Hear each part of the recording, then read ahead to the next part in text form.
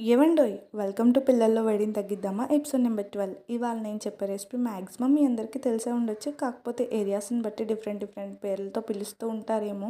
ఇక్కడ చూడగానే అర్థమైపోయింది అనుకుంటే నేను ఏం చేస్తున్నాను. అవునండి, ఆవిరికుడుం వేస్తున్నాను. వేడిని తగ్గించడంలో ఇది చాలా బాగా పనిచేస్తుంది. ఇది నైట్ టైం వేసుకుని మార్నింగ్ తింటే కనుక వేడి చాలా బాగా తగ్గుతుంది అంటారు.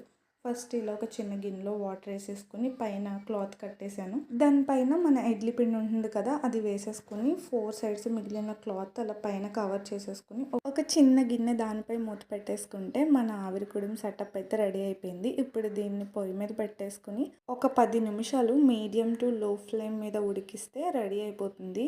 మా కన్నయ్య అయితే చాలా ఎగ్జైట్ అయిపోతున్నాడు. దాన్ని దాచే అంటున్నాడు మూత పెట్టేసరికి. 10 మినిట్స్ తర్వాత మూత ఓపెన్ చేసి చూస్తే చూసారా ఎంత పొంగిపోయిందో. కానీ అంత పొంగు ఉండదు. ఆవిరి మూత తీసేటప్పటికి ఆవిరి వెళ్ళిపోతుంది కదా, అది కిందకి డౌన్ అయిపోతుంది అనమాట. ఇడ్లీ లాగానే చేతికి అంటుకోకుండా ఉంటే ఇంక ఉడికిపోయినట్టే. 10 మినిట్స్ పెడితే మ్యాక్సిమం ఉడికిపోతుంది అనుకోండి. అసలు ఈ ఆవిరి కుడుముని నైట్ వేసేసుకుని పొయ్యి మీద అలా వదిలేసి పొద్దున్నే దీంట్లో కొద్దిగా పంచదార పేరు నెయ్యి వేసుకుని తింటే బాడీలో హీట్ బాగా తగ్గుతుంది. ఇక్కడ నేను మా రోషన్కి పంచదార వేసాను కదా, చాలా మంది చిన్నపిల్లలకి పంచదార వాడట్లేదు. నేను కూడా వాడికి 1 ఇయర్ బిలో ఉన్నప్పుడు పంచదార వేసేదాన్ని కాదు, బెల్లం ఆర్ పటికే బెల్లం వేసేదాన్ని. అది కూడా మరీ చిన్నపిల్లాడు అప్పటి నుంచి కాదు, 9 మంత్స్ నిండిన తర్వాత మాత్రమే పెట్టేదాన్ని. ఇప్పుడు కూడా షుగర్ పెద్దగా పెట్టను, ఎప్పుడైనా బాగా అవసరం అనిపిస్తే మాత్రమే పెడతా. ఒకవేళ మీరు షుగర్ వద్దనుకుంటే స్కిప్ చేసేయండి. వీడియో యూస్ఫుల్ అనిపిస్తే చిన్నపిల్లలు ఉన్న వాళ్ళకి, న్యూ మామ్స్కి షేర్ చేసేయండి.